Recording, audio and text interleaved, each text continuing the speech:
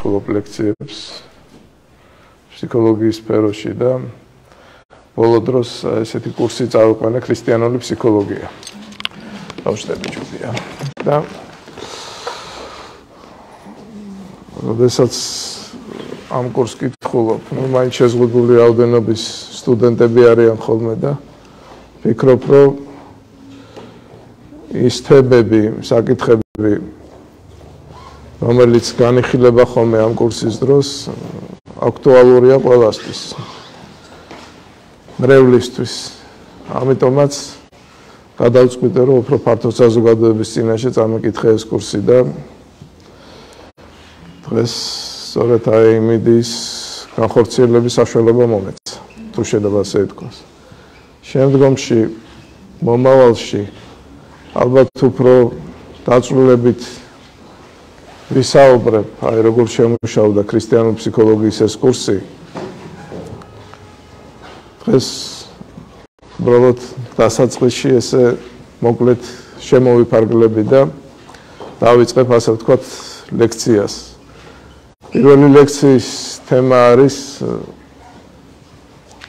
სული, სამშვილელი და სხეული. აი ასე ვიწყებ ხოლმე ამ ქრისტიანული ფსიქოლოგიის კურსს და შევეცდები, რომ აი ამ თემაზე ასე ვთქვათ ვისაუბრო.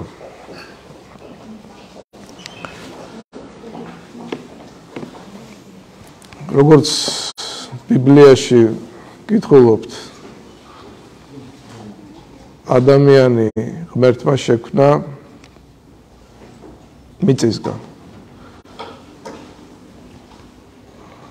ადამი თვითონ სიტყვა აღნიშნავს ებრაულად წითელ მიწას. და თქვენ იცით, როდესაც გვდება კაცი, ასე ამბობენ, რომ მიწა იყავდა, მიწად იქეცო. თვითონ რატომ შექმნა მიწისგან, აქ ჩვენი დამდაბლების აზრიც არის ჩადებული, კერძოდ რატომ, რომ არ გავამპარტამდეთ.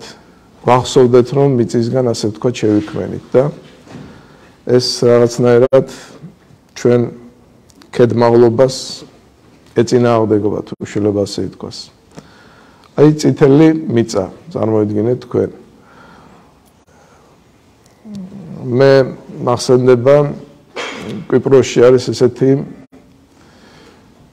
ტაძარი, სადაც მოღვაწეობდა წმინდა ლაზარე ეპისკოპოსი, ეს სწორედ ის ლაზარეა, რომელიც უფალმა აღადგინა, გააცოცხლა და შემდგომში მოღვაწეობდა კვიპროსში. ლარნაკა ქალაქი არის ასეთი და ისეთი ტაძარია, რომ შედიხარ, რაღაც განსაკუთრებულ მადლს გრძნობ. ტაძარი ბევრია, მაგრამ ზოგ ტაძარში რომ შედიხარ, სხვა აურა ტრიალებს, სხვა მადლი ტრიალებს, თუ შეიძლება ასე ითქვას და მეც ესეთი განცდა მქონდა და წმინდა ლაზარეს ნაწილები არის იქ დაბრძანებული და წმინდა ნაწილები და ესეთი გარდამოცემა არსებობს, რომ წმინდა ლაზარე არ იღემებოდა, არ იცინოდა საერთოდ. მას შემდეგ რაც კუდრეთით აღადგინა უფალმა და მხოლოდ ერთხელ გაიღიმაო. დაინახა, რომ ვიღაც იპარავს თიხის ჭურჭელს და გაეღიმე და თქვა, რომ თიხას იპარავს. ესეთი რაღაცნაირად კარგი მინიშნება არის, თუ საიდან ასე ვთქვათ წარმოდგებით ჩვენ. თვითონ სხეული ძალიან ნატიფად არის, ასე ვთქვათ, აგებული და სხვადასხვა შეგრძნებითი ორგანოებით არის მომადლებული. მხედველობა, სმენა, კმოსვა და ასე შემდეგ. და ეს საშუალებას გვაძლევს ადაპტირება მოახდინოთ გარემო, ასე ვთქვათ, სამყაროში, თუ შეიძლება ასე ითქვას. ბევრნაირი მოთხოვნილება გააჩნია სხეულს, მაგრამ ორი მაინც არის წამყვანი,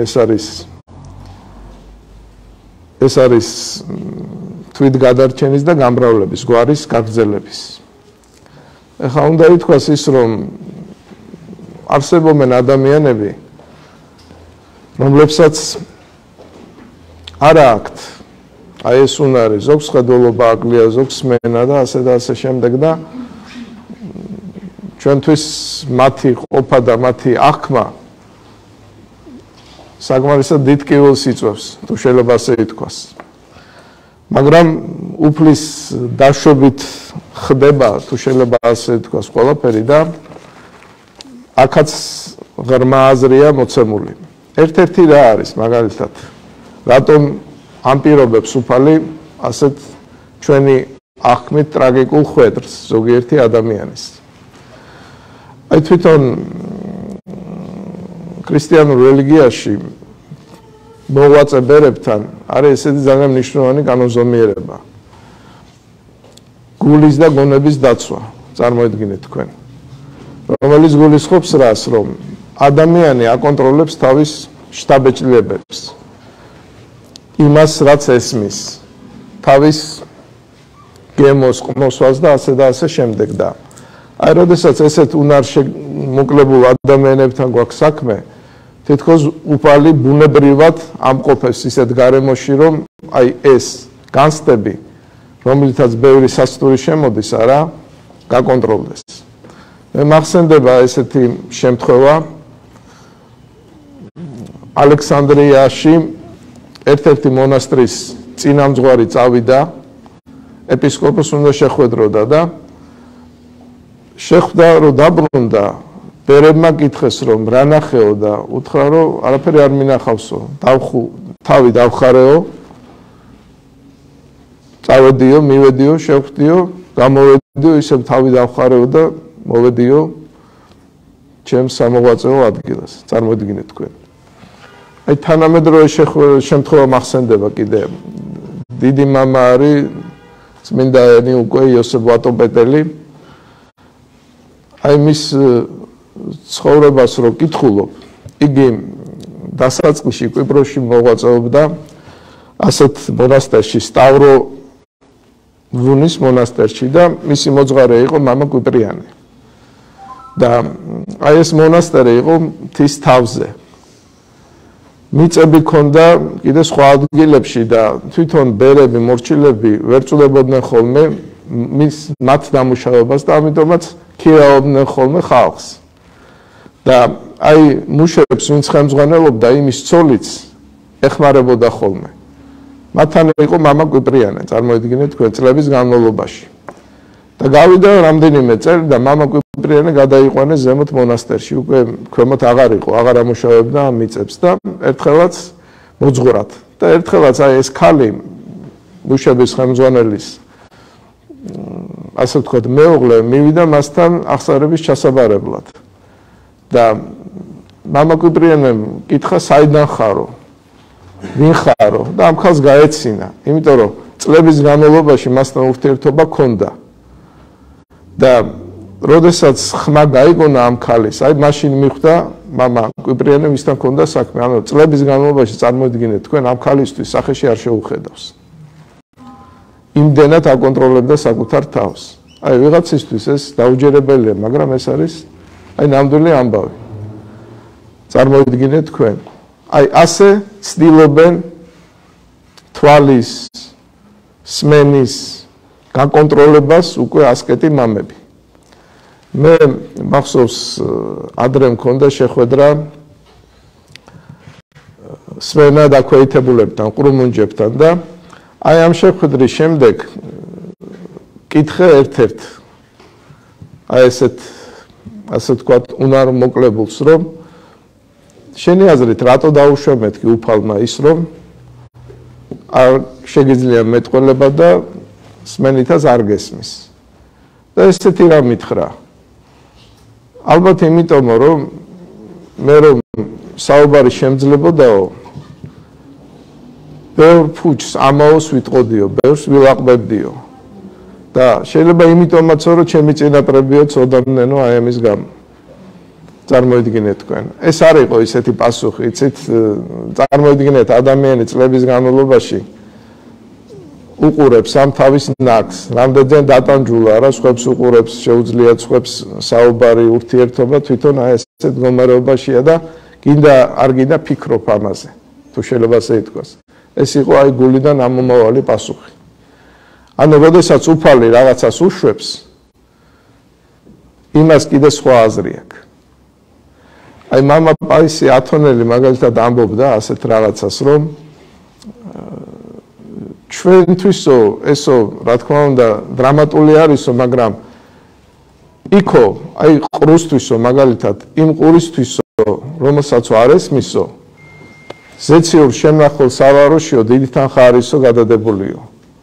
კოჭლისთვისო, იმ ფეხისთვისო. და ვინცო დრტვინმის გარეშეო აი ამ თავის ყოფას აიტანსო, იგი მეტად დაჯილდოვდებო ზეციურ სამყაროში, წარმოიდგინეთ თქვენ. მე მახსოვს კიდე ერთი შემთხვევა, ახალგაზრდა ბიჭი იყო, დახეიბრდა, ავარიაში მოყვა, მოცულდა მანქანა და ძალიან უჭირდა გადაადგილება და მასაც ვკითხე, რომ რატომ დაუშვემეთქი შენი აზრით უფალმა და ისე ცხოვრობდიო, არასწორი წესი მქონდაო ცხოვრობისო, რომ სხვანაირად მე ვერ გამოვსწორდებოდიო. ასე რომ რაღაც რო ხდება, იმის მიღმა დიდი აზრია, მე ესე ვიტყოდი, ჩადებული. ჩვენ გვაქვს ეს უნარები, მხედველობა, სმენა, ასე ვთქვათ, ყნოსვა და ასე შემდეგ. და მათ არა აქვს და საერთოდ აი საინტერესო რა არის, კიდე როცა ამ საკითხს ვახები, რომ ხდება ხოლმე როცა რაღაც უნარს მოკლებულია, სხვა უნარით აი ამ დეფიციტი შევსება. კერძოდ მაგალითად, აი როდესაც მე ვსწავლობდი მახსოვს უნივერსიტეტში ფსიქოლოგიის ფაკულტეტზე, ცნობილი მაგალითი იყო ესეთი ელენ კელერის, რომელიც ბრმა იყო და ის მაგალითად აი ვიბრაციის საშუალებით გებულობდა ვინ მოდიოდა სახლში. წარმოიდგინეთ თქვენ. მუსიკას უსმენდა. ბრმა მაგალითად აი შეხებით სახეზე რო ხელი ჩამოგიცოს, არა ხვდება ვისთან აქვს საქმე. რა ფულის კუპიუროსთან აქვს საქმე. წარმოიდგინეთ თქვენ. ანუ ხშირად ხდება ხოლმე რომ ერთი უნარი რომ დეგრადირებულია, აი სხვა უნარები ვითარდება ხოლმე ასეთ ადამიანებთან და ესეც საკმარისად მე ესე ვიტყოდი საინტერესო სფეროა. საერთოდ ეხლა ცოტა ისეთ გადასვლას გავაკეთებ. ჩვენ არ უმადლობთ უფალს, რაც გვაქვს, რასაც შევეჩვიეთ. რა იგულისხმება ამაში? აი, ჩემ მაგალითს მოვიყვან, მახსოვს ფეხი მეტკინა. თითქოს რა არის? აი ფეხზე დგომის უნარი, სიარულის უნარი. ვერაფერი ვერ გავაკეთე, ტაძარში ვერ წავედი, ვერ დავდექი სალოცავად. პატარა რაღაცისთვის ოჯახის წევრებს, ასე ვთქვათ, ვეძახდი. და იქ მივხვდი თურმე იმას, რასაც მე არ ვაფასებ, რამხელა დატვირთვა აქვს, რამხელა მნიშვნელობა აქვს, თუ შეიძლება ასე ითქვას. საერთოდ როგორ გითხრათ, იცით, ძალიან ისეთი სწორი მიდგომაა, რომ ყოველი დღისთვის უნდა მადლობდე უფალს. რომ გაგითენდება, უნდა მადლობდე, რომ ეს დღე გადაგითენდა, თუ შეიძლება ასე ითქვას. აი ხა მე სხვას ვარიგებ, ვლაპარაკობ, კითხულობ,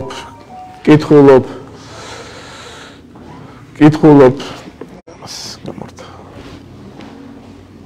მაგრამ როგორ გითხრათ, მიხართ იმისა, რომ აი ბევრჯერ მithkomეს, რომ ვიღვიძებ დილა რო თენდება რა, გრძნობ, აი რამდენად შეზღუდული ვარ ამ კუთხით, რამდენად ნაკლოვანი ვარ. სხვა სვეუნები მე თვითონ არ მადლობ უფალს ყოველი გათენებული დღისთვის. ადამიანი საერთოდ ეგრე არის მოწყობილი, რომ როცა კარგავს რაღაცას, მაშინ აფასებს. მიდის ელექტროენერგია, მაშინ აფასებ თურმე რამხელა ფუფუნებაა. წყალი არ არის, ხვდები რა საშინელებაა და ასე შემდეგ. სამწუხაროდ ჩვენი ბუნება აი ასე არის მოწყობილი. თუ შეიძლება ასე ითქვას. მარტო ჩვენი კი არა, აი მამა პაისი ათონელი აღნიშნე მე ვახსენე. დიდი მამა არის, ძალიან ცნობილი გასული საუკუნის. მახსოვს მისი მაგალითი, რომ ერთი პერიოდი მოღვაწეობდიო სინას მთაზეო. და იქო წყლის დიდი ნაკლებობა იყო და იმისთვის რომ წყალი მომეპოვებინო, ჩემი საცხოვრებელი სენაკიდანო მივდიოდიო საკმარისად დიდ მანძილზე, ხელადითო. რომ მივდიოდიო, იქ სულ ლოცულობდიო, უფალს ვადიდებდიო, იქ რომ მივიდოდიო, შეუდგამდიო ამ ხელადასო და წყარა ძალიან ცოტა მოდიოდა, დრო ჭირდებოდა. მე რავავსებდი ესე უკან ბრუნდებოდიო და სულ უფლის დიდებაში ვიყავიო. მერეო გადავედიო ათონისთაზეო, სადაც წყლის დიდი სიუხვე იყო და დავიჭირე ჩემი თავი, როგორ მოუკელიო ლოცვას და ღვთის გამდიდებას. ეს ჩვენი ბუნების ერთ-ერთი დამახასიათებელი თვისებაა. მახსოვს ერთ-ერთი ცნობილი ხელოვანი ამბობდა, რომ როცა გვიჭირსო, უფალს მაშინ ვეჭიდებითო და როცა არაო, მე ხშირად გავიწყდებაო იქ. ჩვენი ბუნება სამწუხაროდ მიდრეკილია ამ მიმართულებით და კიდე ბევრი სისუსტეა, რომელზე ალბათ მოგვიწევს შემდგომ, ასე ვთქვათ, ყურადღების გამახვილება. სხეული.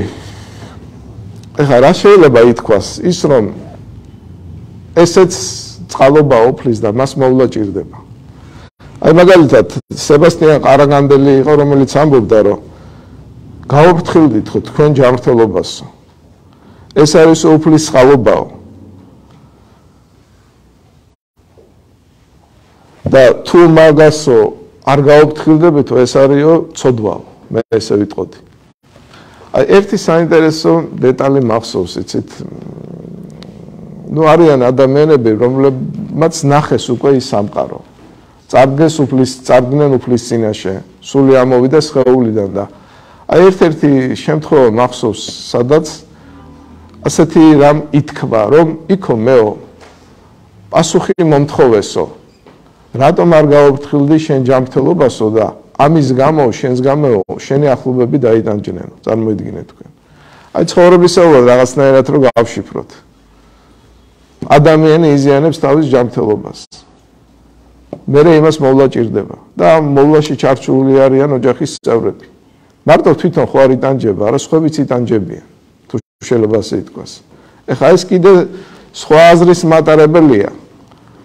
კიდე ერთი შემთხვევა მინდა მოვიყვანო, რა რომ ჩემი ახლობელია, რომელსაც დედამთილთან არ ქონდა კარგი დამოკიდებულება. ამ ქალს მერე სკლეროზი დაემართა და სკლეროზი მერე როგორც ვითარდება თქვენ იცით.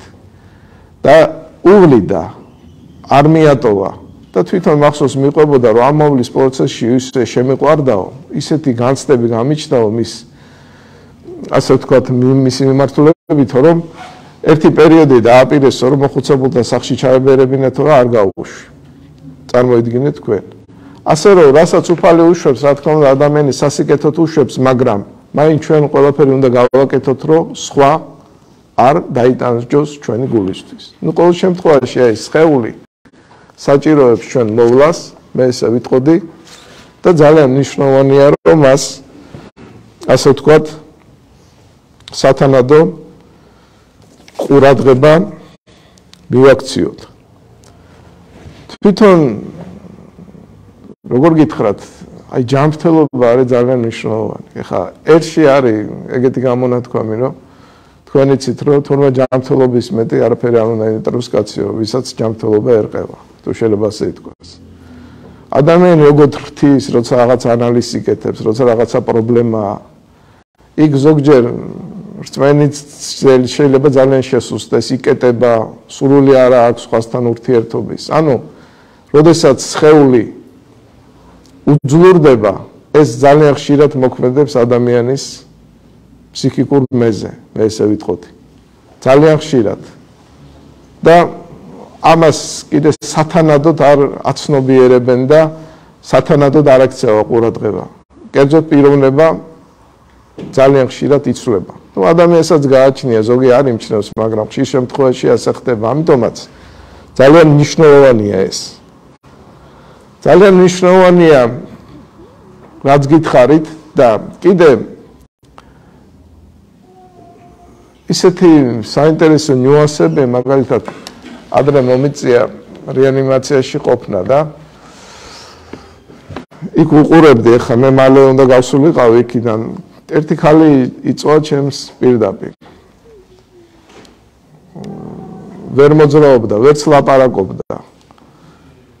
დღეები ესე იწვა და პერსპექტივა იყო, რომ სულ ასე უნდა წოლილიყო. მახსოვს შვილი ამოიშვეს ჩუმად, პანდემიის პერიოდი იყო და აი რომ დაინახა ამ ხალმა ერთი ცრემლი გადმოუვარდა და შვილიც ძალიან ესეთ ემოციებში იყო და მალე გაიყვანეს და იქ რო უყურებდი, ფიქრობდი, რას უძლებს ადამიანი. წარმოიდგინეთ თქვენ, რისი ატანა თურმე შეუძლია.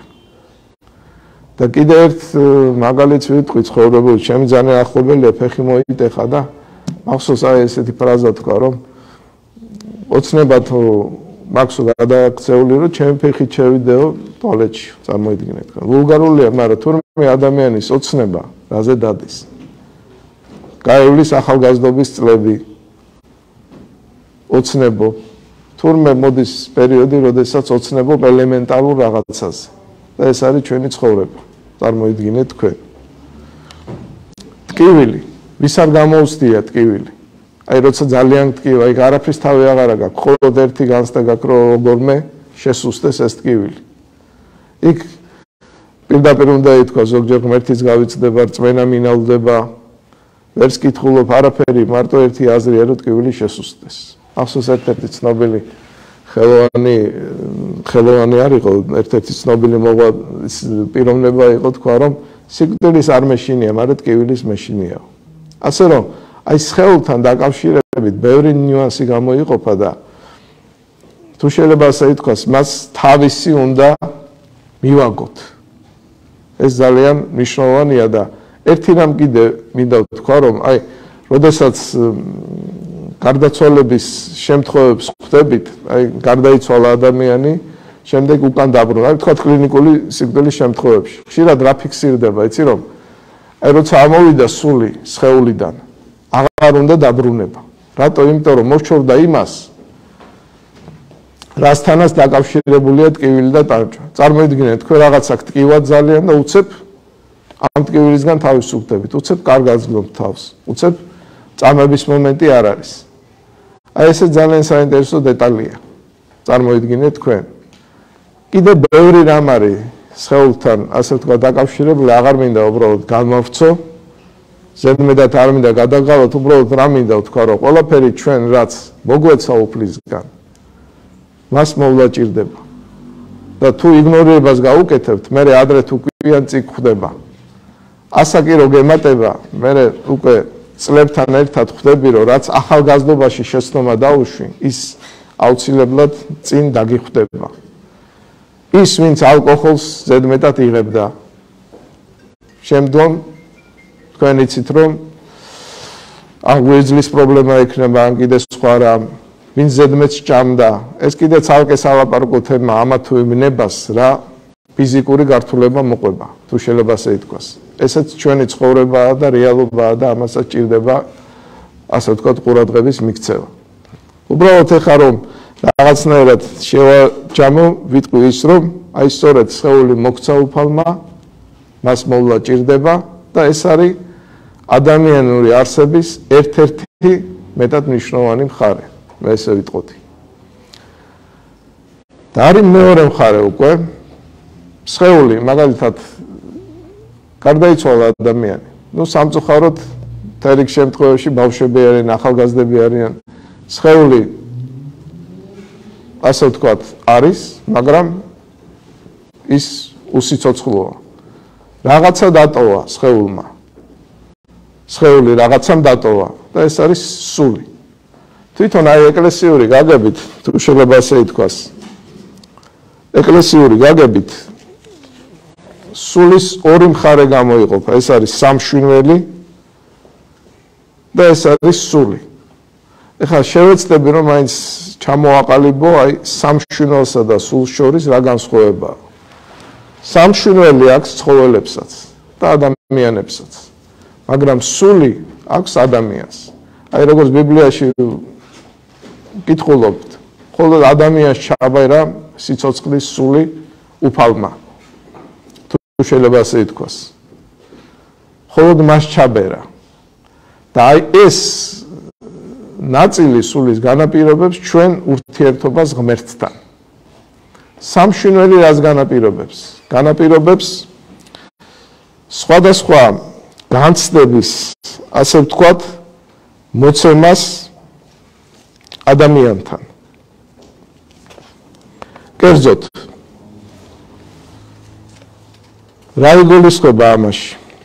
იგულისხმება ის, რომ საერთოდ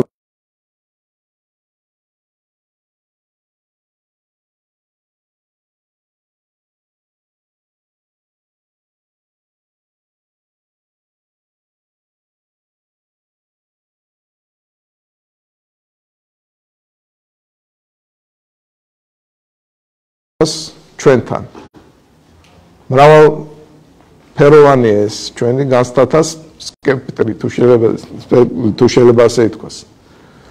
მაგრამ აი ფსიქოლოგიაში მაინც სამი ძირითადი კლასი გამოიყოფა. ეს არის შემეცნებითი, ეს არის გრძნობითი და ეს არის ნებელობითი. იგივე შეიძლება ითქვას ქრისტიანული გაგებითაც. აზრები, სურვილები, გრძნობები. ეხლა შევეცდები აი მე როგორ მესმის აი ისე ავხსნა სამშვინველის ასე ვთქვათ გამოვლინება ჩვენთან. რა იგულისხმება? აი მარტივი მაგალითი. ვთქვათ გაფუჭდა კარის კლიტე. წარმოიდგინეთ თქვენ. და ვიწყებ ფიქრს რა იარაღები გამოვიყენო, სად წავიდე, სად ვიყიდო და ასე შემდეგ. ანუ მიწიერი პრობლემაა თუ შეიძლება ასე ითქვას. მაგრამ სხვა არის მაგალითად აი ახსარებაზე რომ ფიქრობ, არა? უკვე ჩემ ცოდვებზე ფიქრობ. ჩემ ნებათა გახელებაზე ფიქრობ. ანუ ეს უკვე ზეციურს უკავშირდება. შეხვედი მაგალითად ნახატების გამოფენა და მომწონს ეს ნახატები, მაგრამ სხვა არის, როდესაც ხატთან დგები, არა? როდესაც ხატწერა მოგწონს. ანუ სამშვინელი უფრო მიწიერს უკავშირდება და სული უკავშირდება ზეციურს. ნემსი არის გასაკეთებელი, თქვათ, ავად გახდი. ნებისყოფა უნდა დაძაბო. მაგრამ სხვა არის, როდესაც მარხვის დროს ნებისყოფას ძაბავ. სხვა არის, როდესაც ლოცვა გეზარება და ნებისყოფას ძაბავ. თუ შეიძლება ასე ითქვას, არა? სხვადასხვაა ეს. თვითონ სამშვინველი, რაც გითხარით, არა? სამშვინელი ცხოველებსაც ახასიათებს. კერძოდ, აი ძაღლსაც უხარია, კუც აქიცინებს, როდესაც პატრონს ხედავს. კელერი იყო ესეთი ცნობილი გერმანელი მეცნიერი, მას ჰქონდა ჩატარებული ცდები მაიმუნებზე. და ერთი ცდა მინდა უბრალოდ გავიხსენო, სადაც ჩანს, რომ მაიმუნს უკვე ძალიან პრიმიტიული, მაგრამ მაინც აზროვნების უნარი აქვს. აი მაიმუნი არის გალიაში. და გალის სახურავზე კიდია ბანანი. და გალის კედელთან არის ყუთი. რო ჩამოკიდეს ეს ბანანი, პირველი რეაქცია რა იყო მაიმუნის, რომ ახტგულმა მოინდომა. ახტა, მაგრამ ვერ შეწუდა. ერთხელ გააკეთა, ორჯერ გააკეთა. შემდეგ გაჩერდა. და აქეთ-იქით დადის და უყურებს ამ ბანანს. მერე მივიდა ყუთთან, დადგა და შეხედა ამ ბანანს. მერე მოინდომა აი ყუთის ნელ-ნელა იქით გაცურება. მაგრამ მერე ისევ შეჩერდა. ბოლოს აი ვინც მოაწყოს და რა გააკეთა, რომ ბანანს დაუმატა ფორთოხლის ნაჭერი და უცებ რა გააკეთა მაიმუნმა. აიღო ეს ყუთი, მიიტანა, დადგა და ჩამოგრიჯა ეს ბანანი. უკვე აშკარაა, რომ გონივრული ქცევა არის წინ წამოწეული. ეხლა რა თქმა უნდა ის აზროვნება არ არის, რაც ადამიანს აქვს, მაგრამ წარმოიდგინეთ თქვენ, უკვე აზროვნების ჩანასახი აქ ჩანს. მე ესე ვიტყოდი. ანუ რა მინდა ვთქვა, რომ ცხოველებთანაც მოიცემა განცდები, მაგრამ აი განცდები, რომელიც უკვე ღმერთს უკავშირდება, ცხოველებთან არ არის. შეგნებული ურთიერთობა არ არის ღმერთთან. ცხოველებთან. აი ეს არის თუ შეიძლება ასე ითქვას გამოსაყოფი. თუმცა მე პირადად მეჩვენება, რომ ჩვენ კიდევ ვერ ვაცნობიერებთ იმას, რომ შეიძლება ცნობიერი ურთიერთობა არ აქვს ცხოველებს ღმერთთან, მაგრამ ისინიც კავშირში არიან სამყარო შემოქმედთან.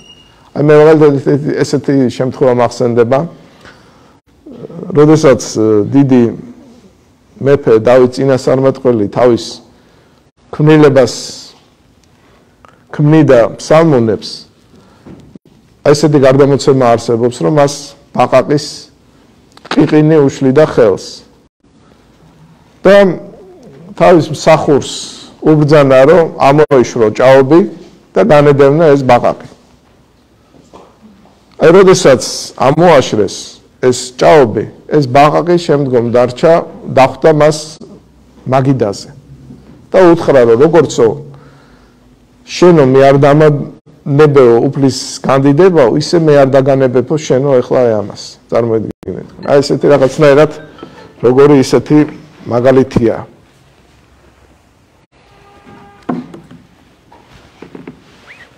სტამბეჭდავი. ანუ ჩვენ კიდე აი რა თქმა უნდა ძალიან შეზღუდულია ჩვენი შესაძლებლობები აღვიქვათ გარემო და ვერ წუდებით. მართალია ცხოველს არ აქვს შეგნებული დამოკიდებულება ღმერთთან, მაგრამ როგორ განადიდეს ცხოველთა მცენარეთა სამყარო ასე ვთქვათ უზენაეს, რა თქმა უნდა ჩვენ ნაკლებად გვაქვს ამაზე თუ შეიძლება ასე ითქვას წარმოდგენა.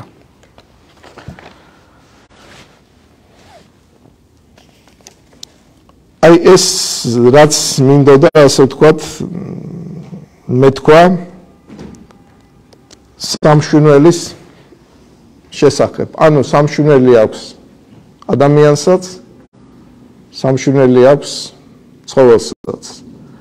მაგრამ კიდევ ვიმეორებ, ადამიანს აქვს კიდე სული ზიაღმატებული ნაწილი, რომელიც გულისხმობს იმას, რომ ჩვენ შეგნებული ურთიერთობა გვაქვს ღმერთთან.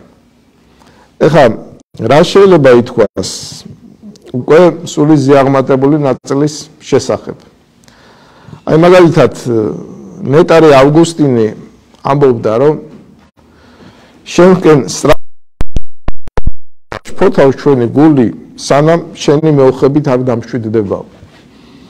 მართლაც ჩვენ მივისწრაფით არა ღმერთისკენ. თქვენს აქ შეკრებილები არა? ესეთი საინტერესო შემთხვევა მახსენდება მე. ათონის თაზე ერთ-ერთი დიდგვაროვნებნი ტყეში ნადირობდა და ამ დროს სადღაც წააწყდა ბერს. თმა გაბურძნული, წვერმოშვებული, დახეული ტანსაცმლით და ისეთ მიულ ადგილას იყო ეს ბერი, რომ კითხა, რომ რა საკეთებო აქ მამაო? მეცო შენსავით დინდაო, რომ მოვინადირო. რაღაცა კუთხი ჩვენც ასე ვართ. უფალს მივდებთ და წლები რო გემატება, უფრო და უფრო მეტად ხვდები, რომ ამაზე დადის ყველაფერი. ახალგაზრდას იმდენად არ ესმის. ეხლა სამწუხაროდ, ეხლა ეს კიდე სხვა სალაპარაკო თემა, ალბათ როდესაც მე ამას შევეხებით. სამწუხაროდ ათეიზმმა ფეხი გაიდგა. ახალგაზრდები ისე არ დადიან ტაძარში და ასე შემდეგ. გამართლება არ აქვს ყველა ასაკში, მაგრამ ნუ მაინც რომ მოდიან ხოლმე მეუბნები, რომ მაინც ეკლესიურ ცხოვრებას, ღმერთთან ურთიერთობას უფრო მეტად მოწიფულობის ასაკი განსაზღვრავს. წლები რო გემატება, უფრო მეც ფიქრობ ღმერთზე, მეც ფიქრობ სიკვდილზე და ასე შემდეგ. თუ შეიძლება ასე ითქვას. ადამიანში არის აი ეს მოცემული, მე ესე ვიტყოდი, ის რომ მერე კიდე ამას ბევრი გამოვლინებები აქვს. თუნდაც ის რომ უკვე უფალთან რო გუზას ჩაუშვებ, ძალიან ბევრი რაღაცა ამოვება და გაგიგიათ არა ეს სიტყვები. ბევრი რაღაცის ხალისი იკარგება, ინტერესი იკარგება. ესე მიდის ჩვენი ცხოვრება. ის კი არა, მაგალითად მე პირადად აი როდესაც სასულიერო ლიტერატურის კითხვა დავიწყე, არა? ინტერესი გამიქრა სხვა სახის ლიტერატურისადმი, მეცნიერული იქნებოდა, მხატვრული, რაღაცა კუთხით დათული სამსახური შეიძლება გამიწია, იმიტომ რომ პროფესიული ლიტერატურა უნდა წამეკითხა, იქ სასულ ლიტერატურას მივადგებოდი ხოლმე და ასე და ასე შემდეგ. ასე რომ, როცა ღმერთთან აქვს შეხება რა, ძალიან ბევრი რაღაცა უფასურდება, მე ესე ვიტყოდი. აი ეს სწრაფო არის ადამიანთან მოცემული, უფლისკენ. და ის სწორედ სული ზიაღბატებული ნაწილი ამას განსაზღვრავს. ცნობიერ შეგნებულ დამოკიდებულებას ღმერთთან, მე ესე ვიტყოდი. აი აქ კიდევ, აი რამდენიმე ხარე გამოიყოფა სულთან მიმართებით. პირველი, რა ეს არის შიში ღვთისა. შიში ღვთისა რას გულისხმობს? ეს არ არის უბრალოდ შიში, მე ესე ვიტყოდი. თქვენ იცით, რომ გვეშინია ჩვენ ბევრი რაღაცის. არის ჰობიები, ვიღაცას ეშინია დახურული სივრცის, ვიღაცას სიმაღლის, ვიღაცას რომელიღაც მწერის და ასე შემდეგ. არის ესეთი იპოხონდრიული გადახრა, ასე ვთქვათ, ნევროტული, რომელიც გულისხმობს, რომ სულ ეჩვენება ადამიანს რაღაც დაავადება ჭირს. ეს არ არის ეს შიში. საერთოდ შიში ისეთი ფენომენია, რომ მას თავისი დადებითი დატვირთვა აქვს. რა იგულისხმება მაგალითად ის, რომ შიში რომ მოდის ჩვენთან, ჩვენ ფრთხილდებით, არა? მიდიხარ იქ თაში, გეშინია ფეხი არ დაგიცდეს და ამიტომ ფრთხილად ახარ. გეშინია არ გაცივდე, ამიტომაც თბილად იცვამ, მაგრამ რაღაც დონეზე უკვე შიში შემაწუხებელი ხდება. და მე ესე ვიტყოდი, შიში ეშმაკის იარაღიც კი ხდება. ამას ჩვენ მდგომში ჩვენ შევეხებით იმას, რომ ბევრი პათოლოგიის უკან ფსიქიკური, ფსიქოლოგიური დგას ეშმაკი. და შიშის გამძაფრებაც სწორედ მისი შემოქმედების შედეგიც არის მთელი შემთხვევებში. თუ შეიძლება ასე ითქვას. ეს კიდეც ალპარკო თემა, უბრალოდ ამ შემთხვევაში მინდა ვთქვა, რომ ეს შიში ღვთის არ არის შიში, რაც ჩვენ გვახასიათებს და რასაც გარკვეულ ეტაპამდე თავისი დადებითი დატვირთვა აქვს. მე ესე ვიტყოდი. შიში ღვთისა რას გულისხმობს? გულისხმობს უფრო რას, იცით, აი მაგალითად, აი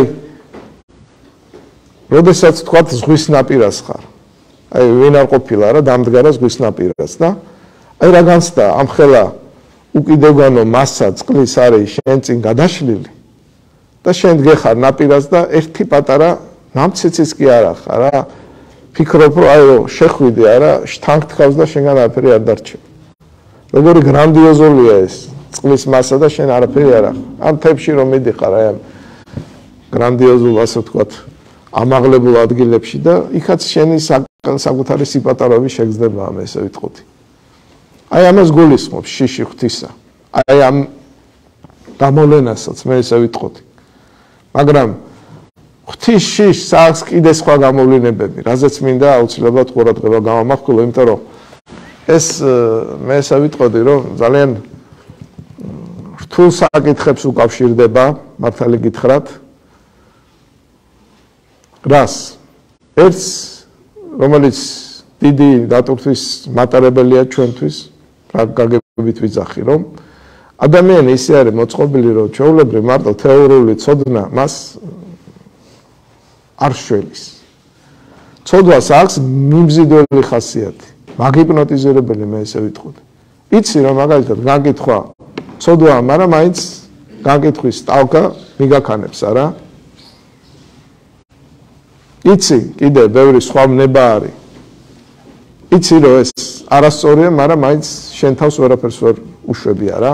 ასე ადვილი რო იყო საკუთარ თავთან ბრძოლა, მაშინ რა გაგვიჭირს. ხშირად ვამბობ მე მრევლთან, რომ ჩვენი ამოცანა რა არის უმთავრესი? ვერ ბძვით გამძვირვალებულ მხედს, რასაც საკუთარი მექვია.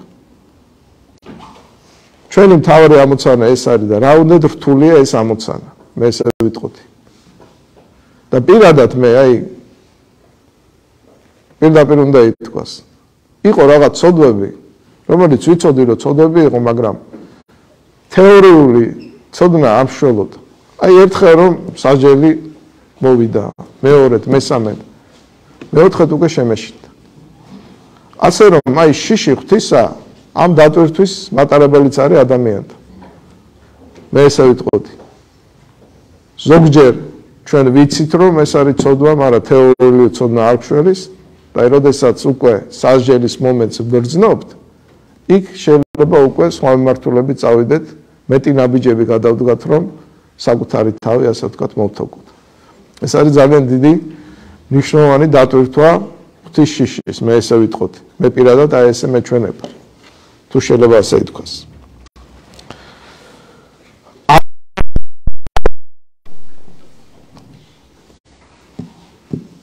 ღვთის შიშით, რომელზე საუბარიც ძალიან რთულია, მაგრამ მე მაინც მინდა რომ ამ თემას შევეხო.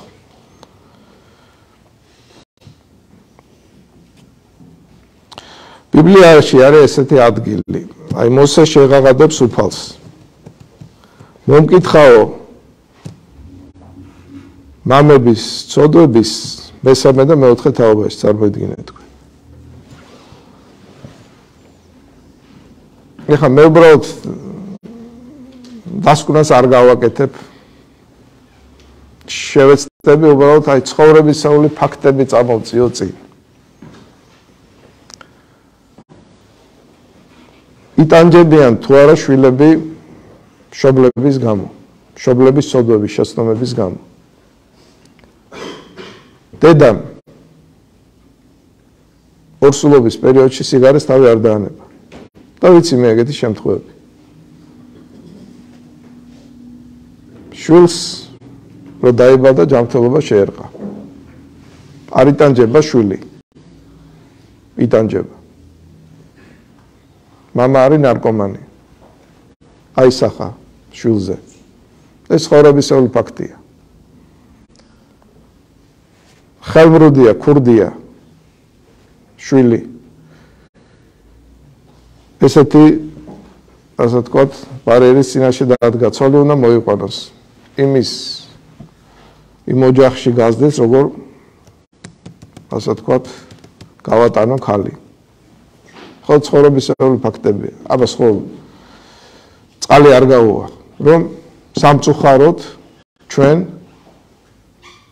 ხშირად როცა ვიქცევით არასწორად ჩვენი აი ეს არასწორი გამოვლენებები შვილს შემდგომში გზაზე ხდება.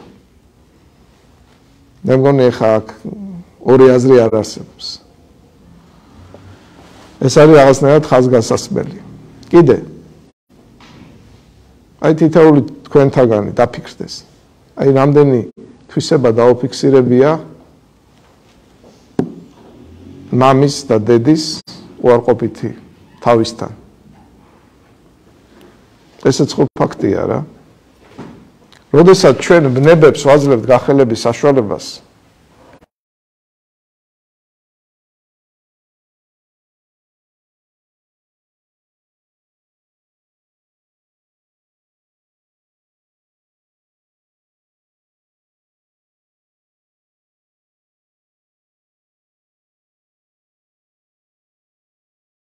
ჩრდილოეთ ხალხებში არის აი ესეთი ვნება სასმელისკენ მიდრეკილება.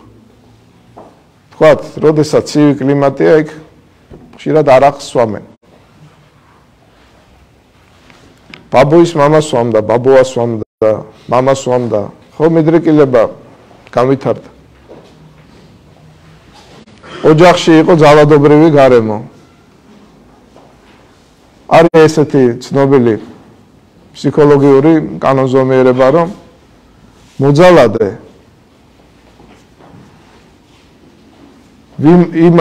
ვიზე ძალადობდნენ თვითონ ხდება მოძალადე. ეს ხშირად შეინიშნება.